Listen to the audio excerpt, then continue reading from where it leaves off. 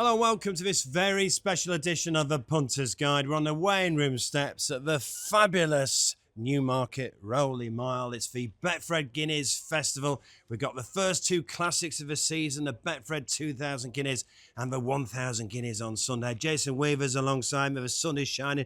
Is life getting any better? Well, listen, all the work, all the grind throughout the winter, we've now got the spring weather. It's turned up for us, beautiful conditions.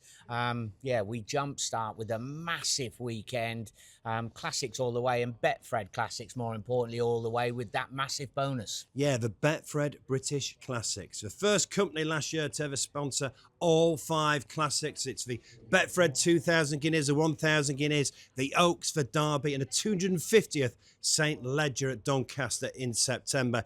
And if any horse does the Triple Crown, and okay, it's not been done for a while, 1970, Nijinsky, if any horse wins the Betfred 2000 Guineas, then the Derby and the St Ledger, the connections will share a cool £2 million. Yeah, listen, look, you need the speed for the first one that we have today. You need that agility and a bit of stamina to go round Epsom, and then you need the full-on power-packed finish to round off at Doncaster. But there have been teams that have gone close recently, so Camelot, wasn't it? 2012, yeah. And I just think that especially if something like a King's Trail was to go and win. Because of the Seaver Stars pedigree. pedigree. Yeah, he just got that lovely pedigree. He could be the one. If he was to go and win, I'm sure that the boys in blue would roll the dice for the money. I've seen a couple of people online, and look, you should ignore the keyboard warriors are saying, oh, £2 million put up by Fred. He knows there's no chance. I tell you why he's done it. He wants to put the British Classics back on the map. It used to be massive Guineas Day. Fred used to take on extra staff for Guineas Day. He wants to get the Classics back on the map. Well, you know, I was lucky enough to be working down at Yarmouth yesterday. Everybody that wandered by, of course, they wanted a tip for the afternoon, but they wanted something for the weekend, something for the classics. And that's got that feel. That's what we need to generate. Right, well, let's talk about the Betfred 2000 Guineas. Goes off at 3:35. 15 runners at the moment, 4 places each way online in the Betfred shops. It's the 218th running of the Guineas. We've had 84 favourites, so that's a 38% strike rate. And we have got a new favourite as we record this. So all week it's been Bo Echo for the Bowie team, which we will talk about. But Gustad won the Coventry, supplemented this week, is now the favourite for the Betfred 2000 Guineas. Yeah, especially when he was reintroduced. Obviously, they had the problem with whether he was left in the race at the right time, so they've had to supplement him back in 30,000 to try and get the first classic on the board. But of course, with all of the history that you mentioned surrounding the contest, it's about making that stallion career, isn't it? You know, and a win over the mile here, you know, a historic strip of ground. It can certainly springboard them to, you know, the stratosphere regarding the money. So Gustad, trained by Aidan O'Brien. He's the best trainer in this race, winning it 10 times. But I was just looking at his recent record, which is quite surprising for Aidan O'Brien, I think. He's not won it since 2019 with Magna Grecia, and he's had 14 goals since winning it in 2019. Yeah, listen, it's they're not easy to win, are they? And from looking like he had a pretty strong stranglehold on this particular contest, it's evened out a bit. The one that he's left in, admittedly, has gone to the top of the market, so the weight of support. And I suppose if you were to say which one of the 2 classics this weekend was he more likely to win, probably the girls, the 1000. He appears to have the stronger hand in. So I get the impression you're not a Gustad fan for the 2000. Listen, he was impressive when he won the Breeders' Cup Juvenile at the back end of last year. It was hands and heels, everything was nice and smooth. I think that because we've got the 4 places, I like to go out to double digits, find something, a little bit of value to have a good punt at. And I'll be having a close look at Avicenna for Roger Varian. Now, he managed to win the 1000 with a Malka, did a similar sort of thing she got beat in her trial, and then she came on and won the 1000. He got beat in his trial here, but looks like he's sitting on an absolute career best. So just recap that one for Avicenna for Roger Varian. I think that he's a massive price in here. Dawson on board, second in the Craven. Could he collect the prize? Well, listen, he's only got to run in the first 4 for a decent return. Yeah, let's just talk about 2 or 3 more before we look at the rest of the card. Bo Echo, been a favourite for a while, Royal Lodge winner, unbeaten. The thing with him, it's all about a bank of data. If you talk to his trainer, George Bowie, he's been seeing him working. He's been here on the Rowley Mile. He's been up to the lime kilns. He's been on the Cambridge Road. He's been everywhere. He went to Kempton, I think, for a gallop. So they've seen plenty of his work. They keep looking under the bonnet. Do they like what they see? Well, second favourite moment, Bo Echo. Charlie Appleby got a couple. He's won it the last 2 years, of course. Rudin Court last year. Distant Storm, which William Buick's going to be on, and King's Trail. Now, you said King's Trail could be the one for a Triple Crown if it can hose up tomorrow. Look, Distant Storm, he's all speed, so he's the true sort of miler, and he's the choice of the stable number 1.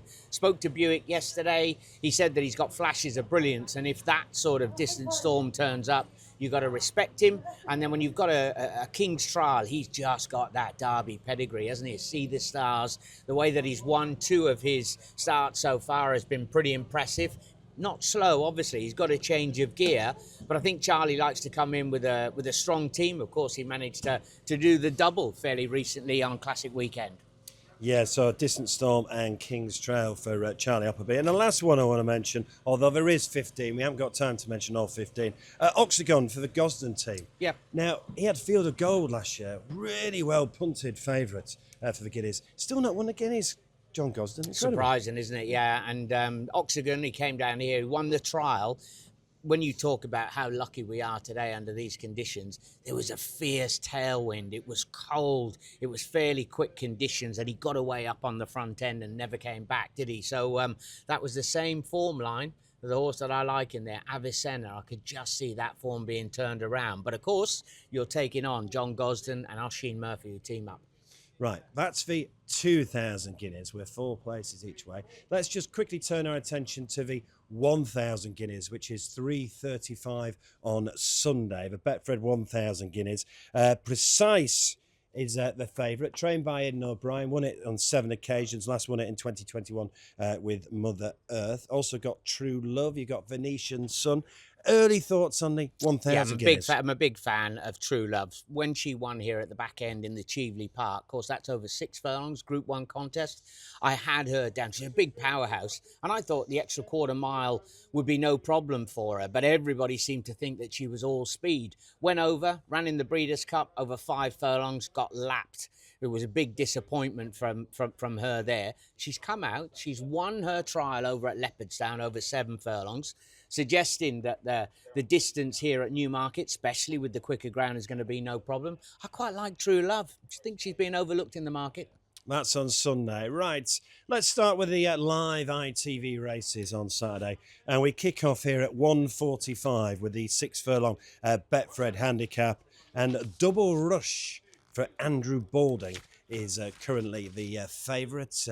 Jason's just going through his notes. Yeah. He's so well prepared for ITV and Betfred, of course. Well, the thing with him, he managed to win a handicap, and this race he's in now is an early closer.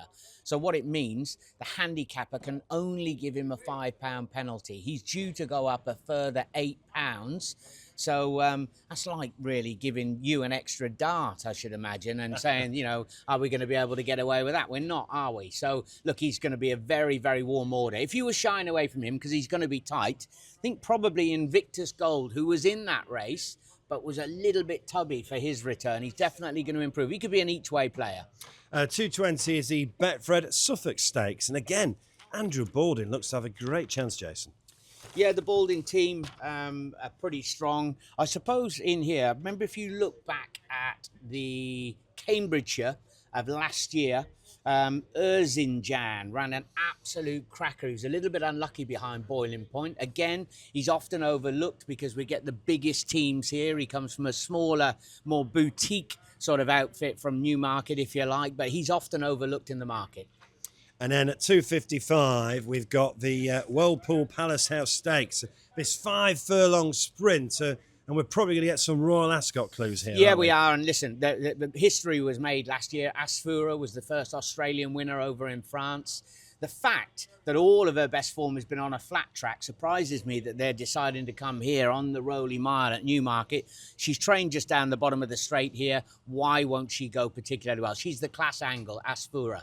Yes, and that current favourite as well for the Whirlpool Palace House Stakes. Then we've got the 2,000 guineas live on ITV. And I've stitched Jason up a bit here because he's done his notes chronologically. Obviously, ready when he's on live on ITV. So now you've got to go back to a 1:30 at Goodwood because we've got a couple. I'll fill while you find a 1:30 at Goodwood because we've got a couple of races from Goodwood live on ITV on Saturday as well. So the 1:30 Goodwood. Yeah, look, probably Fitzella maybe towards the top of the market. She's a Group 3 winner as a juvenile. But I think Hasselay, who goes for Charlie Appleby, I've been mentioning Conor Planis and what a big weekend it is for him. He's a claimer. But in this particular contest, because it's listed company, he can't claim his allowance. He's given an opportunity. She was pretty impressive on her racecourse debut return. Right, now you find the 2:05 at Goodwood. Looks a feast of racing on ITV over the weekend. Absolutely cracking. The 2:05 Goodwood. Absolute match this. Blue Bolt and She's Perfect. They're the two runners in here with Group 1 form from last season. Every reason to expect it's going to be a bit of a 1-2. But Blue Bolt, she does have a Lockinge entry. Obviously, Field of Gold came out of the Lockinge yesterday for that particular team. So the Juddmonte squad will be hoping for a big win. And finally on ITV, always a cracking race, always competitive, the Thirsk Royal Hunt Cup at 2:40. The Thirsk Hunt Cup. What do you fancy? I think that Blue RC for James Tate. Connor Beasley is a real interesting booking. Ran a cracker up in the all-weather championships over the mile. Every reason to expect him to be equally effective on the turf.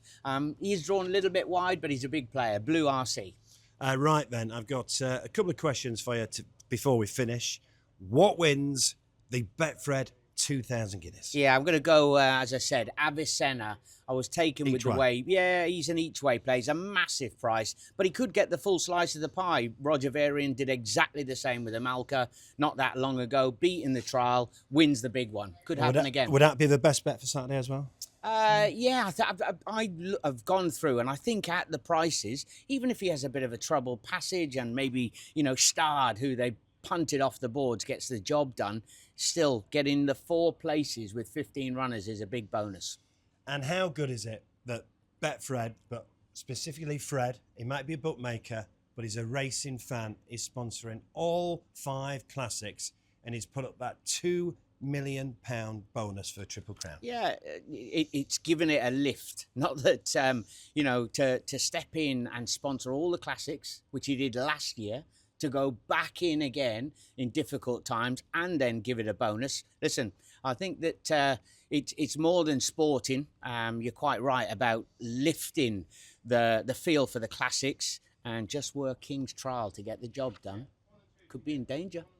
And as a final question, Jason, this weekend we've got the end of the championship season before the playoffs, of course. We've got Liverpool, Man United. We've got the World Snooker Championship. We've got this brilliant race in here. What do you do if you don't like sport? What do you do for it? Well, I think that the only thing you can do is go and get your coupon and go goals galore, because everybody loves the goals. And when both teams score, it's goals galore. Enjoy the racing. We've got the first 2 classics of the season, and here at Betfred, we're very, very proud to support the Betfred British Classics. Your classic bookmaker, be lucky.